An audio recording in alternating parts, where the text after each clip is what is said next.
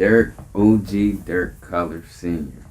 I want to ask, where are you originally from, and how did you start getting your foot into the music industry? Well, first I'm from Newark, New Jersey. My career started in '73. I've been singing since was a child in church, And by the time I was 14, 15, started my own little group with two good friends and my cousin. And, we was kind of killing the circuit for the talent shows back then. And a couple of years went on as we started getting older, everybody's interests start changing. But I always knew music was mine, Another friend of mine, who was the first cousin of two of the guys that was in the group with me, was the arranger and writer for a group called the 1st of January. Okay. And one of the guys left the group, and then my man Tommy, who asked me to come and audition for the group. And I did, and back then, auditions was you just stood there and sing with a piano.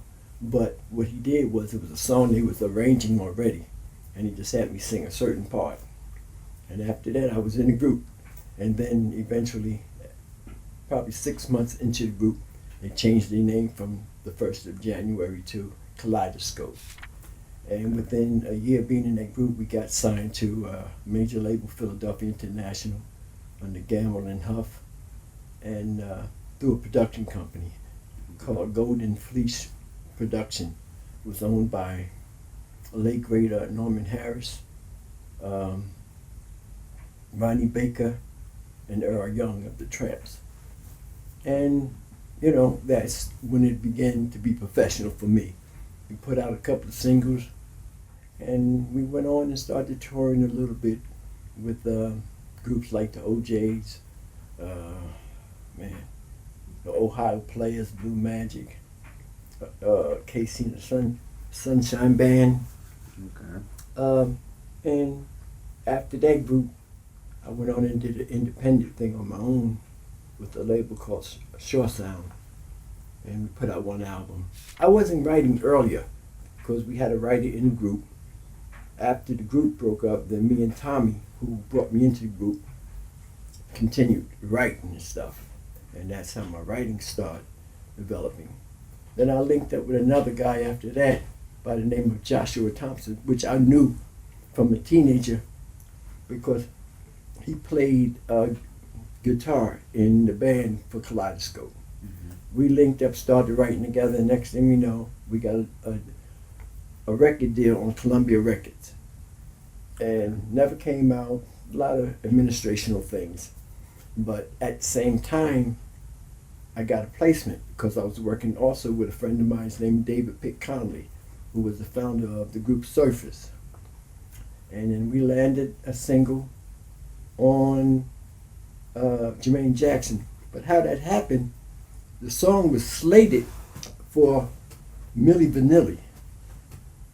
They was from over Germany. Nobody had heard of them yet here. And we was told we was going to produce the record.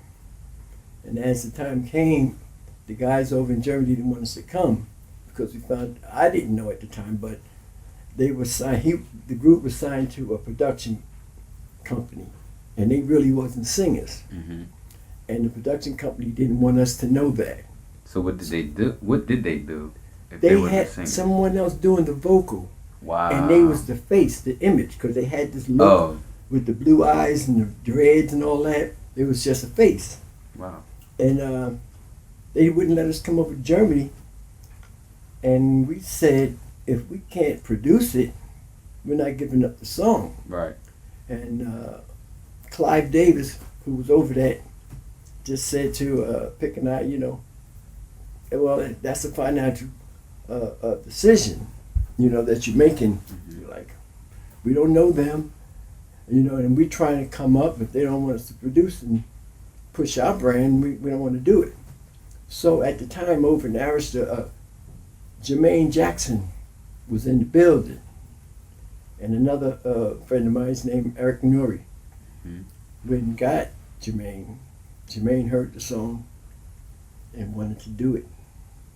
And that was the beginning, Okay. of my first hit. It went to #1, but at the same time, I had co-wrote another song called You Are My Everything for Surfers. That dropped at the same time. One went to #1, the other one moved up to #2.